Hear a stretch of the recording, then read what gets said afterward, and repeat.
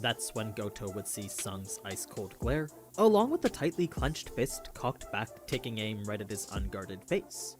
And just as Morgan Freeman once said before, it was at this moment that he knew. He fucked up. That's right.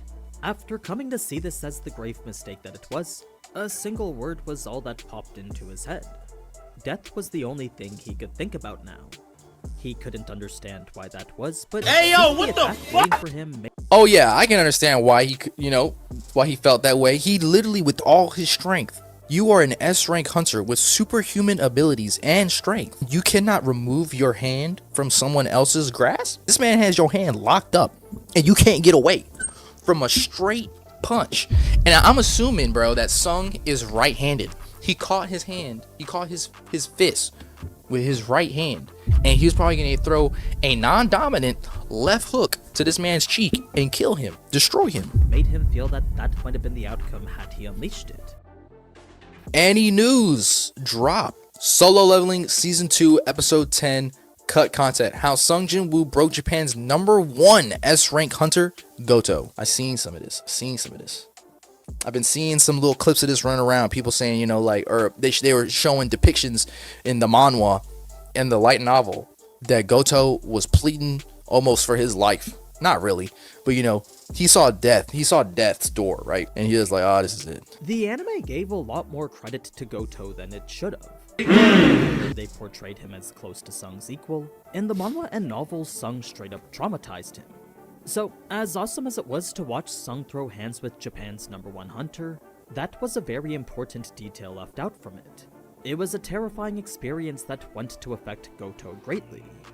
This influences his actions later on, as well as places a wedge in his overall plans with Matsumoto. It's only part of the cut content we're going to talk about though, since quite a bit more was left out to bring us the raid as fast as possible. So, just as we do every week, here's all those extra details and scenes to make your solo leveling experience a more complete one. I'm just gonna shout out the new solo leveling shirts one more time though, since by the end of next week, they're gonna be gone for good. That's right, now and next video are the last chances you'll have to buy one of the 3 designs the team and I cooked up together. As shirts that are sourced locally then made in-house, I promise this is some of the highest quality streetwear you can. It look nice, it look like an oversized tee. So, whether it's Cop it. Shield, Cop it, bruh. or Sung's daggers, you can sport this subtle nod to solo leveling pretty much anywhere. Just click the link down in the description to check them out. $90. Oh, wait, is it for 3? Episode 22. Was that for 3? We need a hero. Just click the link down in the description to check them out. But anyway, $90. Episode 22. That's a good price. We need a hero. Covering chapters 91 $30 to a shirt 96 from the manhwa and chapters 112 to 115 from the web novel. Let's start things off here in the gymnasium, where Goto would be incredibly bored watching Korea's best spar. In the manhwa, he was a lot more polite, but in the novel, he genuinely found them pitiful. The word laughable came to mind despite him not trying to be too mean about it. It was a thought that confirmed his belief that Korea's protection would be in far better hands with the Japanese. Cha was the only hunter he deemed somewhat worthwhile, but even then, her abilities paled in comparison to Japan's best. He didn't even like Beck. He wasn't impressed with Beck at all. I guess because of the fact he couldn't transform fully, because he'd just lose it, right? So Goto just found it unlucky the one who awakened with the most potential also turned out to be an old man who couldn't fight anymore. Chairman Go was the only S-rank Goto could consider as their equal. It was once that assessment was made that Goto found no reason to stick around anymore. He had visually confirmed their plan could proceed without issue now. At least that was until he saw Sung. He actually didn't notice him until he was already in the room, so that's why Goto assumed Sung was an assassin type. In fact, despite Sung's aura being very much visible, Goto couldn't sense anything at all from him. So, to hear he was actually a mage-type hunter, well, that came as quite the shock for him. It was so unbelievable that he needed to take out his phone and verify it on the Hunter Association's website. In the novel, this would be the moment when Goto challenges Sung, but in the manhwa there were first a few interactions with the Japan hunters. Kei could barely talk due to the repugnant smell, but he did find Cha to be pretty interesting. Since she only blocked her nose using a handkerchief though, that made him think she was significantly weaker than him. Hanakawa's assessment was pretty much the same as Goto's, so when she was talking trash in Japanese, Jong-soo, who understood her, immediately stepped in to correct her. This would The boy stood on business. He said, speak with your chest. Talk with your chest. I know you can speak Korean. Say it. lead to a back and forth of mostly pettiness, since Hanakawa would question Jong-soo's presence as a measly A rank, while Jong-soo would swing back calling her just the interpreter. Turns out she's actually an A rank hunter herself, and Jong-soo's comment would be enough to get her to want to fight. Despite Goto's best efforts to keep things courteous, Hanakawa would insist Jong-soo take her on in a 1v1. This was how the grab the wrist game came to be, since Jong-soo would be the one to come up with the rules for it. It was a good way to measure each other's abilities beyond just brute force. He had found a way to include tactics as well. So, Jong-soo would take a ready stance Hanakawa didn't find appropriate, but when asked why it was he chose it, Jong-soo would simply say his hands were only coming out to grab her wrist.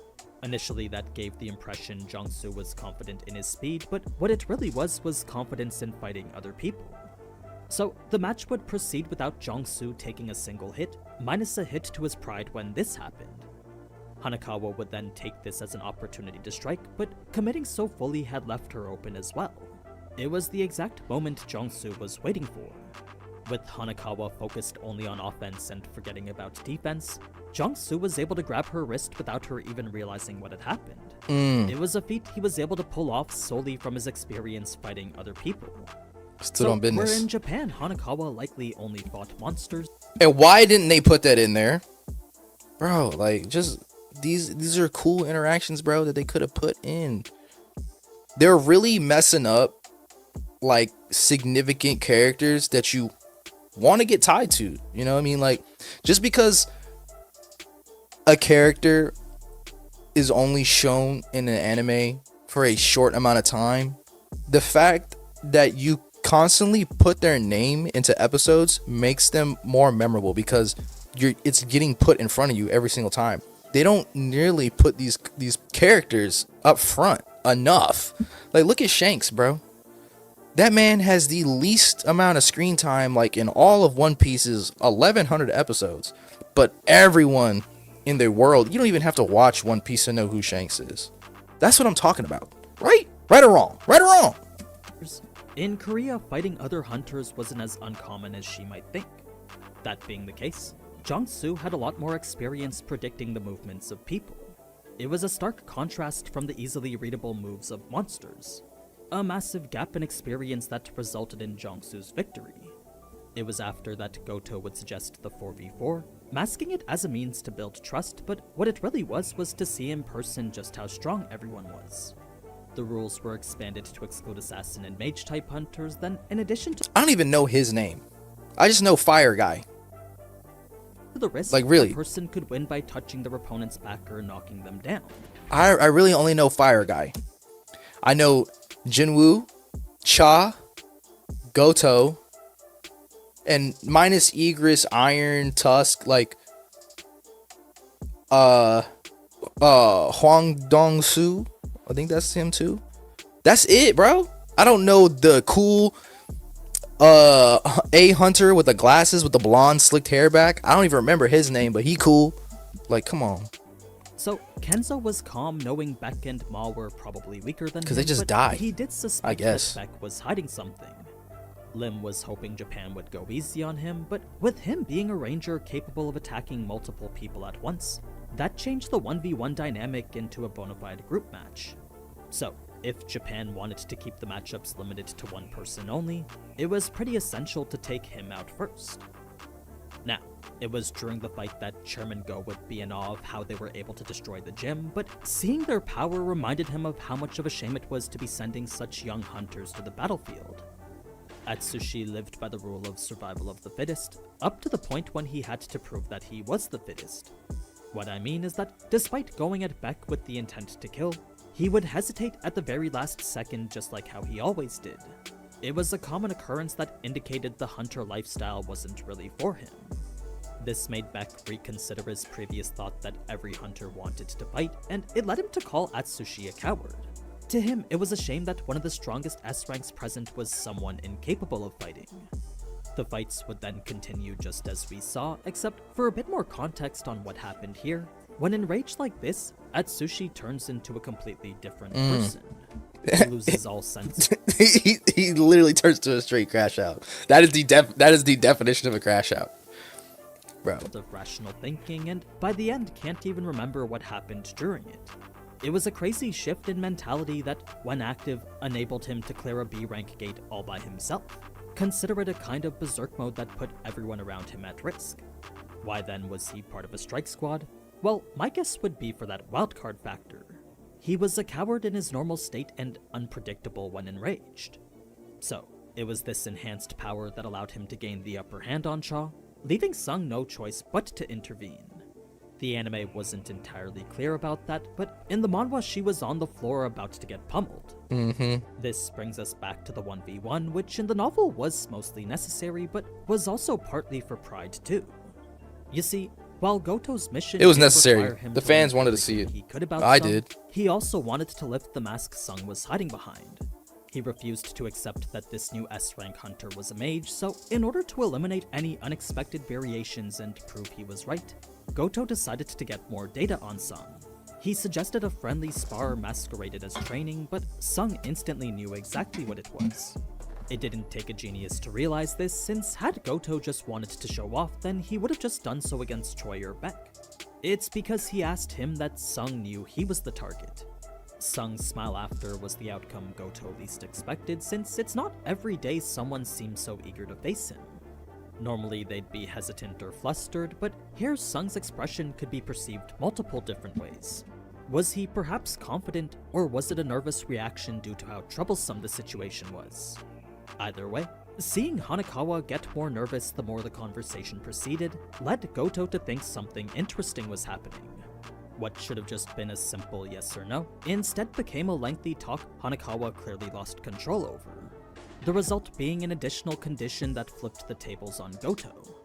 So, where Sung was the one who should have been caught off guard, now it was only Goto who was flustered. It was news that left pride. him genuinely pissed.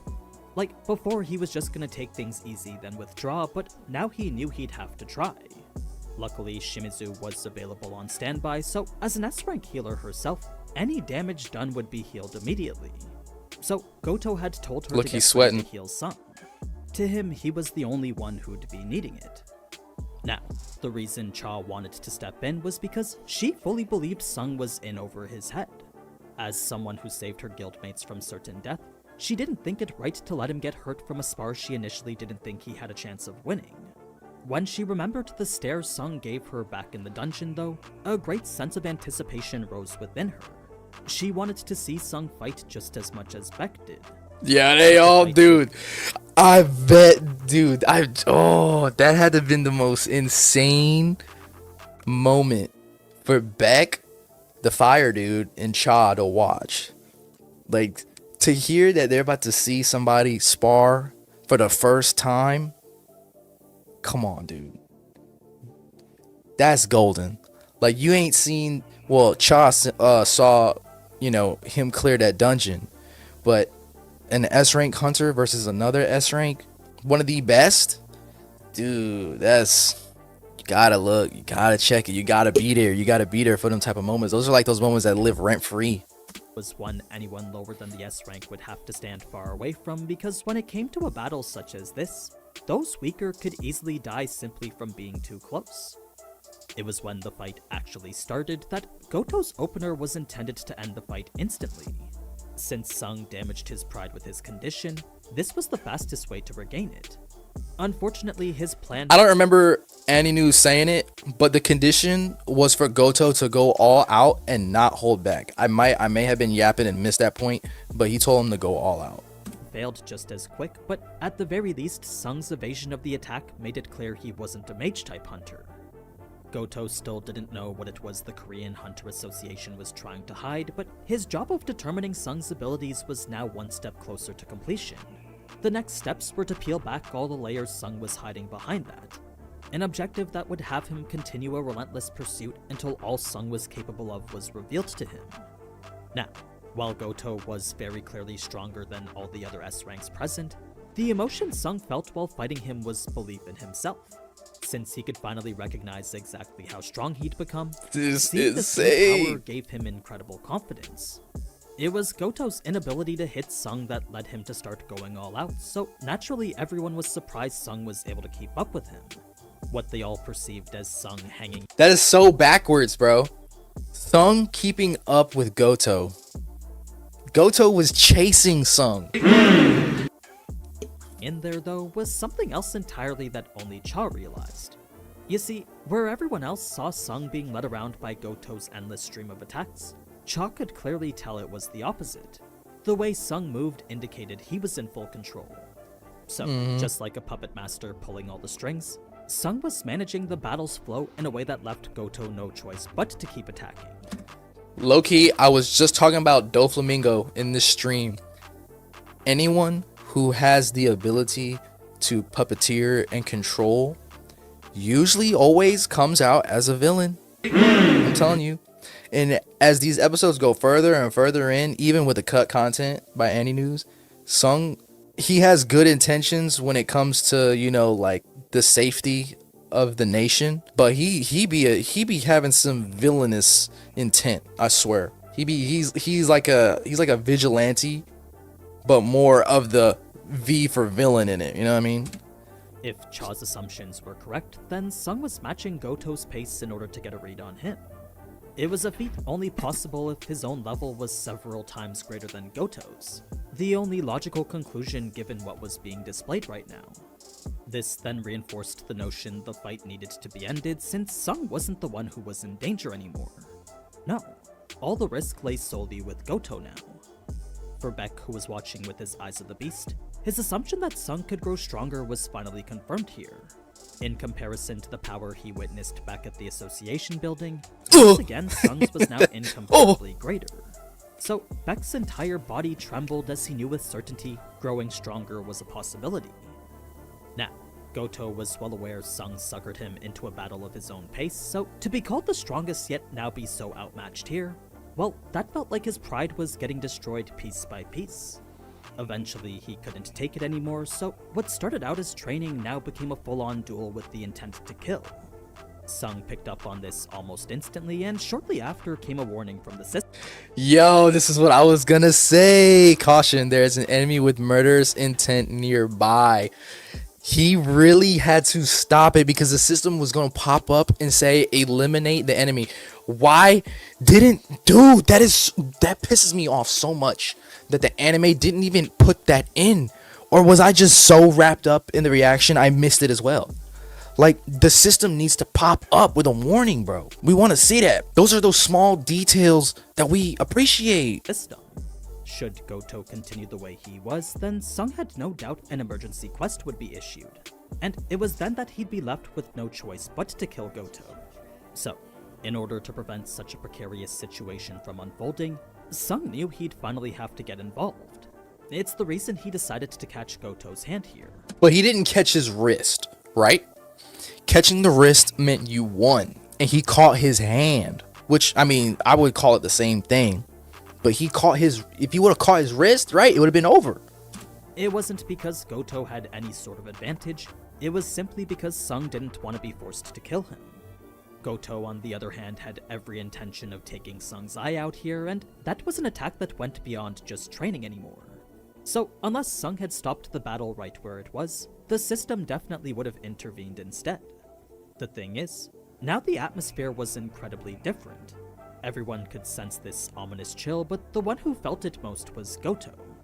In fact, his body instinctively responded in a way it never had before, while his head was stuck still trying to understand it. As a feeling he'd gone his entire life without experiencing, these chilling goosebumps left him perplexed, then suddenly anxious. It was as his brain continued to process the fact his attack was stopped that Goto would try to pull away. His body was going in like fight or flight. And he was definitely in flight. He would yank his arm with all his might, but Sung's absurd strength ensured he could go nowhere. That's when Goto would see Sung's ice-cold glare, along with the tightly clenched fist cocked back, taking aim right at his unguarded face. And just as Morgan Freeman once said before, it was at this moment that he knew. He fucked up. That's right. After coming to see this as the grave mistake that it was, a single word was all that popped into his head. Death was the only thing he could think about now. He couldn't understand why that was, but Hey, yo, seeing what the the attack waiting for him Oh yeah, I can understand why he could, why he felt that way. He literally, with all his strength. You are an S-rank hunter with superhuman abilities and strength. You cannot remove your hand from someone else's grasp? This man has your hand locked up, and you can't get away from a straight punch. And I'm assuming, bro, that Sung is right-handed. He caught his fist with his right hand, and he was probably going to throw a non-dominant left hook to this man's cheek and kill him, destroy him. made him feel that that might have been the outcome had he unleashed it. So it's for that reason Beck and Cha saw the need to jump in. They definitely could have been injured had Sung continued with what he was planning, but considering the risk presented to Goto, it was definitely worse to have the leader of the Japanese team succumb to injury or death. The fallout for it would have been cataclysmic, especially since the raid was only days away now. So, unlike how it was in the anime, there was never any risk to Sung at all. Not only that, but Goto would come out this fight fearing for his life. Having experienced a near-death call that was completely unknown to him, this would send him down a spiral from which he would never recover from. It's for that reason I think such a detail is important, because an outcome like that changes pretty much everything for Goto. In fact, when Goto went to compose himself after the fight, not only was a cold sweat persisting all over his body, but his hands were also bruised black and blue from how tight Sung grabbed him. It's then he would call Matsumoto to inform him changes needed to be made, but with Sung not being on the raid list at all, Matsumoto assured him there was nothing to worry about. It was absurd news that was shocking to say the least.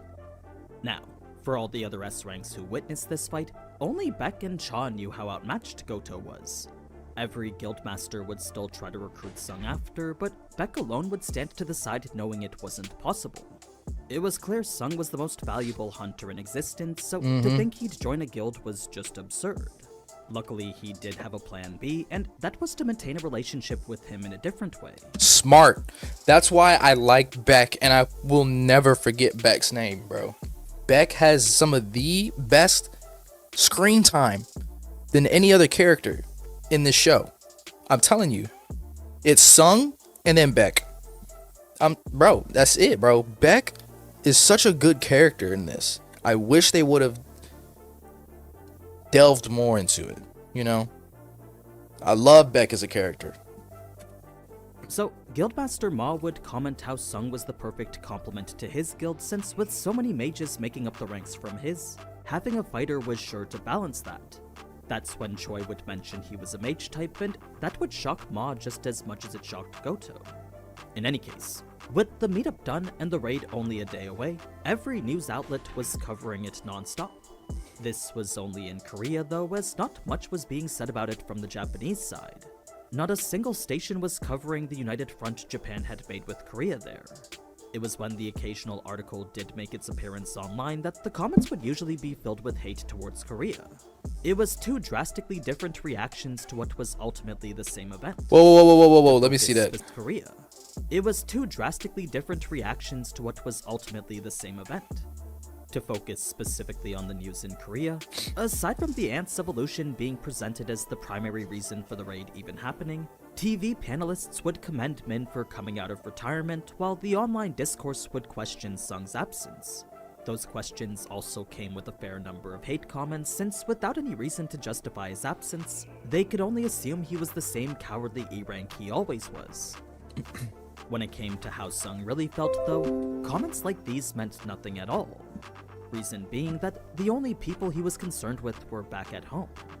In the novel, that mentality was pretty much the same, but though these past few days were some of his happiest, he really didn't want to miss out on the Jeju raid. His heart raced every time he thought about all the XP he could get. It was when he said that... Dude, Sung is like addicted to leveling up, which I would too. Who wouldn't want to get better, like, every single day? You know what I'm saying? Who don't want to get better? Well, actually, they do got people out there that don't want to get better. They don't want to be better. But me, personally, I'd want to get better, like, every day. Aside and calmly analyzed what was really at stake, that it became abundantly clear he couldn't leave his mom like that. I mean, she wasn't even aware he was a hunter yet. So, Whenever he thought of telling her, then explaining how he was participating in the most dangerous raid the country has ever faced, well, that just brought back memories of all those sleepless nights his mom had back when their dad went missing. So it's for that reason Sung couldn't do it. He couldn't have his mom relive those painful memories all over again. Good son. There was one. And then they got people and little kids out here that are pissed off. They're like, man, why ain't Sung out there? He's out there with his mom. He's got a family. I ain't gonna lie. I make fun of some of my friends too for having, like a solid family, but not to the extent where I wish ill upon them. They literally had little kids and probably grown ass men out here and women that was downvoting the episode because somebody was having love for their mom and family. Like you are a psychopath. You're crazy. You need help. Thing more precious to him than XP. It was the family he fought so hard to protect in the first place. Thank you. The hate comments Facts. were something. But why isn't Sung Jin Woo on the list? He may have become an S rank, but he's still the same person. Once an E rank, always an E rank. He probably pissed his pants and ran away. Wow. Even Min Byung Yu came out of retirement for this. Sung Jin Woo, where you at? Ha ha ha. So he just pieced out after becoming an S rank? So cringe. And then you see all these hating ass comments like this, and none of them are in the raid. You want to know why? Was more prone to reading. You know why? So if Sung had to be worried about something, it was pretty much how those might affect her. Other than that, Sung had no problem letting Korea and Japan duke things out on their own. So it was then that he would receive a call from Jinho, leading us to a scene I suspect will be in next episode. It also segues into a scene with the serial killer I mentioned a few episodes before, but that's something they probably won't include either. Either way, I'll still wait till next episode just in case. They better throw that in Switching episode over to the 12. scene with the Ant Queen. In the manhwa, there were several orders she constantly ingrained into the super ant. The first was to make the enemies who stand in their way tremble in fear. The second was to become ever stronger. Then the third was to consume all there was to consume. This would be the 3 rules this super ant would abide by. Okay. Now, for Goto, who was prepping himself in the meantime, And we didn't know none he about was the still ant. We just trembling knew from that his he was face-off born against and Sung. wanted to kill. In the manhwa, Sung's grip would still be imprinted into his hand, reminding him of that all too uncomfortable feeling he experienced. He felt he was being just a little oversensitive. In the novel, Goto goes about dealing with this a different way, since here he would choose a more robust approach. He would be training inside the dojo of the Japanese Hunter Association, facing off against 3 S-rank hunters all at the same time. It was after easily incapacitating all 3 of them that Goto would confirm nothing was wrong with him. In fact, he had actually held himself back, since by not doing so he would have injured these S-ranks. So, as far as he was concerned, there was absolutely nothing wrong with his physical condition. The same unfortunately couldn't be said for his mental condition. Yeah, his mental health is cooked. For a reason completely unknown to him, Goto found himself haunted by this feeling of uneasiness. He definitely had a hunch of where it was coming from, but all he could do now was try to ignore it. Since once the raid was over, Sung's presence wouldn't matter, Goto assumed this feeling would be something he'd never have to deal with again. This brings us now to the day of the raid, where a lot more context would be given about the cameraman. Long story short, his boss had spent half the annual budget to secure exclusive rights to record this, pinning the entire station's future solely on him. Why was the price so high? Well, an S-rank gate wasn't something someone could record anytime they wanted. They were already incredibly rare to begin with, then considering how electronics didn't work inside the gate, that meant to get footage one would have to wait for the even more rare occurrence of an S-rank dungeon break. So, given that this was this raid could very well be the only time the world could ever get to witness an event like it. Okay, alright, now dude, AniNews, thank you so much, bro. Thank you so much. Like, it takes a while for me to understand some of these things in anime, because I will just glaze over them, or I'll take it in and then completely forget about it. But again, it was clear as day that it was obvious, but I forgot, right? So for anyone, let me explain. I forgot, or I didn't know, or they didn't even mention that the Jeju Island was the result of a dungeon break. I mean, that's probably common news for all of the OG Solo fans, but this is helping me learn more. It was a dungeon break. It was a failed dungeon. It broke, and then now they can record there. Cause I was like confused. I was like, how can they record in an S rank situation like that in a dungeon whenever no electronics work. But it was a dungeon break, and that's how he can record. You stupid. It's nothing, since when considering the money to be made by selling the footage to other networks, the station's manager knew they'd come. Right. The only risk was whether or not the cameraman would return alive, something that was highly dependent Cameraman on always Ray's survives. success. Of course, no regular cameraman would willingly throw themselves into that, which is why the station's director was ready to beg him to. Such an act wasn't necessary though, since the cameraman assured him there was nothing to worry about. He knew this was easily the biggest job of his life, and that wasn't something he was gonna pass up on. As one of the awakened who chose to live a normal life, he decided long ago to use his powers as a hunter to further his profession as a cameraman. So he's an S rank cameraman? He definitely didn't like raids or the fights that came along with it, but if being a hunter allowed him to get footage others couldn't, that was an opportunity he couldn't let waste. He essentially decided to use his secondary profession to further his primary one. Now, normally the chairman wouldn't have let any TV station film this, but considering what was at stake, Mr. Go deemed it necessary. After 3 disappointing failures, the public needed to know they could still trust the Hunter Association. He couldn't let the sentiment of powerlessness continue to linger across the country. So, with this raid having the highest chance of succeeding, Chairman Go allowed this broadcast solely with the intent to change that sentiment. Yeah, you gotta bring their hopes up. Anxiety couldn't even begin to describe what these S-rank hunters were feeling. Min's presence did provide quite a bit of relief though, since having an S... But another thing is like, if everything goes terribly wrong, the cameraman is going to be live broadcasting the slaughter of the S ranks to everyone in the nation, and that ain't gonna be good. Rank healer meant they could go as hard as they wanted to now. So long as he was present, he could easily heal them to perfect shape at the end of every fight. Mistakes were no longer as costly now. But yeah, that's pretty much everything from before the raid. I'll get into the actual raid next video, along with those extra details with Jinho I mentioned earlier. So be sure to subscribe if you want to see that, and if you want to support the channel a little more, feel free to check out the new teas down below. Okay. The link to that He's is not down gonna in talk about the description. raid till next. But anyway, at all. Until next Got time. it. Ciao. Good fucking video, bruh. Bruh.